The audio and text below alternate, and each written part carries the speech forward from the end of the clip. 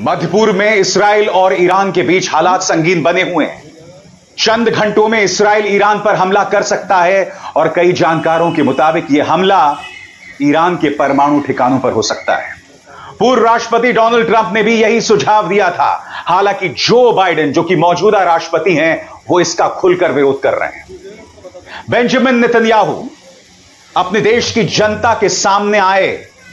उन्होंने याद किया कि आज से ठीक 1 साल पहले इसराइल के बेकसूर नागरिकों पर हमास ने हमला किया था, जिसमें बड़ी तादाद में इसराइल के बेकसूर नागरिक मारे गए थे और उसके बाद दुनिया हमेशा के लिए बदल गई। इसराइल ने 3 मोर्चों पर जो है युद्ध छेड़ रखा है।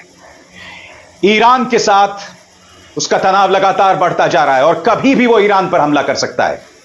गाजा पर, वहां के बेकसूर नागरिकों पर इसराइल जो है वो अत्यधिक बल का प्रयोग कर रहा है। वहां पर इसराइली कार्रवाई किसी आतंकवादी हरकत से कम नहीं है दोस्तों।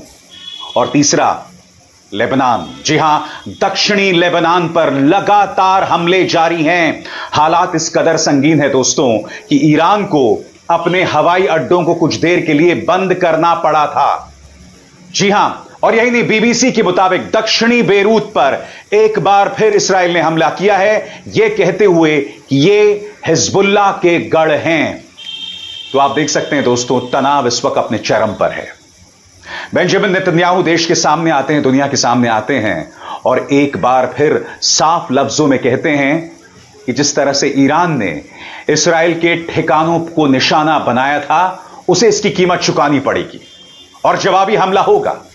बेंजामिन नेतन्याहू ने 1 साल पहले इसराइल पर जो बड़ा हमला हुआ था उसे भी याद किया। उन्होंने क्या कहा, आपकी स्क्रीन पर। प्रधानमंत्री नेतन्याहू ने लेबनान सीमा पर जाते हुए कहा, 1 साल पहले हमें एक बहुत बड़ा झटका लगा था। पिछले 12 महीनों में हमने वास्तविकता को पूरी तरह से बदल दिया है। इस्राएली आधिकारिक आंकड़ों पर आधारित AFP टैली के अनुसार जब हमास ने हमला किया था तो करीब 1205 लोगों की मौत हो गई थी, जिसमें ज्यादातर नागरिक थे, जिसमें कैद में मारे गए बंधक भी शामिल थे। दर्जनों अन्य बंधक अभी भी हमास के कब्जे में हैं। और मैं आपको बतलाना चाहूंगा दोस्तों, हमास ने भी 7 अक्टूबर के हमले पर एक बयान जारी किया है और कहा है कि यह हमला गौरवशाली है और कहा कि फलस्तीनी इस दिन अपने प्रतिरोध के साथ एक नया इतिहास लिख रहे हैं। जी हां, हमास भी झुकने को तैयार नहीं है और प्रतिशोध की ज्वाला में लगातार बेंजामिन नेतन्याहू जल रहे हैं। हालात इस कदर बद से बदतर होते जा रहे हैं कि खुद इसराइल की अर्थव्यवस्था जो है वो रसातल में जा रही है। मैं आपको बतलाना चाहूंगा कि राष्ट्र के नाम संबोधन में बेंजामिन नेतन्याहू ने और क्या क्या कहा। प्रधानमंत्री नेतन्याहू ने सैनिकों से कहा कि इसराइल जीतेगा क्योंकि वो गाजा पट्टी और लेबनान दोनों में आतंकवादियों से लड़ रहा है और ईरान पर हमला करने की तैयारी कर रहा है। इसराइल के सेना प्रमुख लेफ्टिनेंट जनरल हर्जी हलेवी ने इस मौके पर कहा कि 1 साल बाद हमने हमास की सैन्य शाखा को हरा दिया है। हमास की सैन्य शाखा को हराने की बात यहां पर इसराइल के सेना प्रमुख कर रहे हैं, मगर हमास के हौसलों में कोई फर्क नहीं है। खुद इस्राएली सेना की जानकारी के मुताबिक एक बार फिर गाजा की तरफ हमास के जो लड़ाके हैं वो रुख कर रहे हैं। और यही नहीं दोस्तों, इस्राएल के हाइफा शहर में हिजबुल्लाह ने बड़ी तादाद पर मिसाइल के जरिए हमले किए। आपके स्क्रीन पर दोस्तों अल जजीरा की यह खबर, updates, Hezbollah rockets hit Haifa after Israel pounds Beirut. खबर साफ है दोस्तों, इस्राइल बेरूत पर हमला करता है और उसके जवाब में हिजबुल्लाह हैफा को अपना निशाना बनाती है। मार और पलटमार के बाद दुनिया धीरे धीरे विश्व युद्ध 3 यानी वर्ल्ड वॉर 3 की तरफ जाती दिख रही है, क्योंकि यहां पर अमेरिका का रवैया जो है वो सबसे ज्यादा गैर जिम्मेदाराना है। मुद्दे पर काबू पाने के बावजूद उसके नेता बेंजामिन नेतन्याहू को यह सलाह दे रहे हैं कि ईरान पर कहां कहां हमला किया जाए। इस बीच ईरान में भी काफी देर तक अफरा तफरी रही। आपके सामने यह खबर, ईरान के कई एयरपोर्ट बंद, उड़ानें रद्द, क्या पलटवार करेगा इसराइल। दोस्तों, काफी देर तक ईरान के एयरपोर्ट्स बंद थे, उनके हवाई अड्डे बंद थे, क्योंकि इस तरह की खबरें आ रही थी कि हो सकता है कि इसराइल एक बड़ा हमला करे और कुछ देर बाद हवाई अड्डे फिर से जो हैं वो काम करने लग गए। खबरें क्या आ रही हैं अलग अलग एजेंसी से आपके स्क्रीन पर। ईरान के नागरिक उड्डयन संगठन के एक प्रवक्ता ने बयान जारी कर कहा, सोमवार रात 9 बजे से ईरान के सभी हवाई अड्डों से उड़ानें स्थानीय समय अनुसार सुबह 6 बजे तक रद्द रहेंगी। परिचालन प्रतिबंधों के कारण उड़ानें रद्द कर दी गई हैं। बता दें कि ईरान ने बीते मंगलवार को भी उड़ानों पर प्रतिबंध लागू कर दिया था, जब उसने इस्राइल पर मिसाइल दागी थी। और इस्राइल क्या कह रहा है कि जवाबी कार्रवाई की जाएगी, इसका मुंह तोड़ जवाब दिया जाएगा। इस्राइल का बयान आपकी स्क्रीन पर। इस्राइल ने साफ कर दिया है कि हमला कर ईरान ने बहुत बड़ी गलती कर दी है और ईरान को इसकी भारी कीमत चुकानी पड़ेगी। वो ईरान पर जवाबी कार्रवाई जरूर करेगा। इस्राइल ने कहा कि इसके लिए समय स्थान वो खुद तय करेगा। यहां यह बताना जरूरी है कि इस्राइल ने दावा किया है कि ईरान के हमले में किसी भी इस्राइली नागरिक की मौत नहीं हुई है।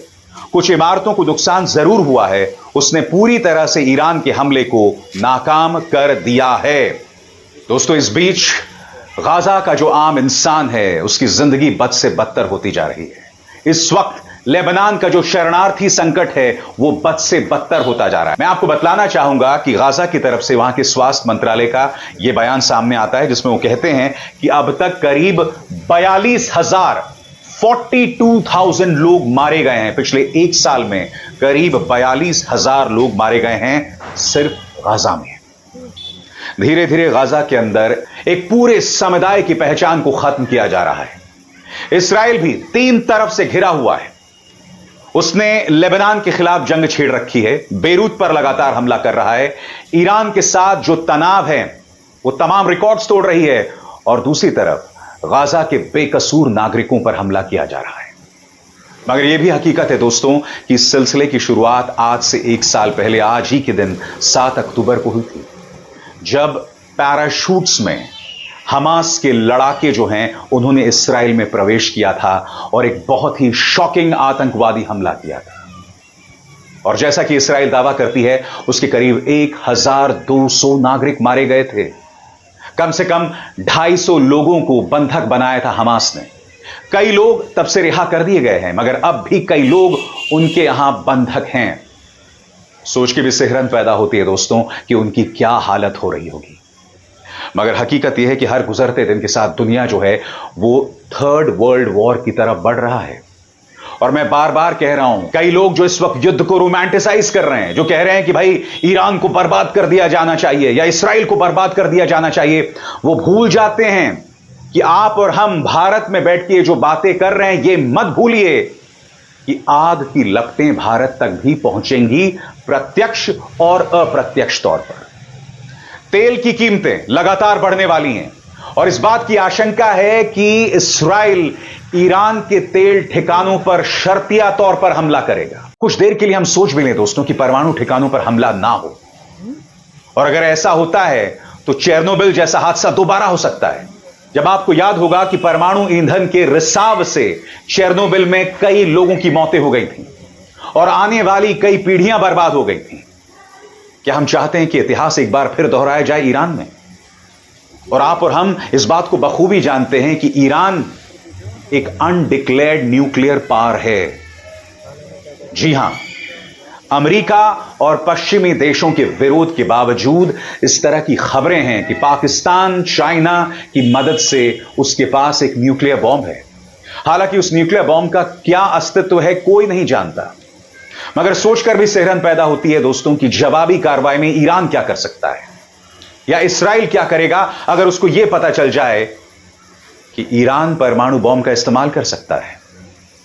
मैं जानता हूं आप में से कई लोगों को यह बातें सतही लग रही होंगी, सुपरफिशियल लग रही होंगी, मगर हकीकत यही है दोस्तों कि इस्राइल ईरान एक दूसरे की जान के दुश्मन बने हुए हैं और आप और हम इस समाज के सभ्य लोग आंखें मूंद कर बैठे नहीं रह सकते हैं। ये जो जंग चल रही है उस पर तालियां नहीं बजा सकते हैं, क्योंकि लगेगी आग तो कई घर इसकी चपेट में आएंगे। और ये मत सोचिए कि युद्ध का दायरा सरहदों तक सीमित रहता है, नहीं, बिल्कुल नहीं। दुनिया नागासाकी और हिरोशिमा की विरासत देख चुकी है और उस घटनाक्रम को 75 साल हो गए हैं दोस्तों। जिस व्यक्ति ने परमाणु बॉम्ब को इजाद किया था, ओपनहाइमर, वो खुद अपनी बनाई गई इस खौफनाक चीज से कई सालों तक दुखी रहा था, डिप्रेस्ड रहा था, क्योंकि वो जानता था उसके बाद एक ऐसी रेस शुरू होने वाली है, एक ऐसी दौड़ शुरू होने वाली है जो दुनिया को खात्मे की तरफ ले जाएगा।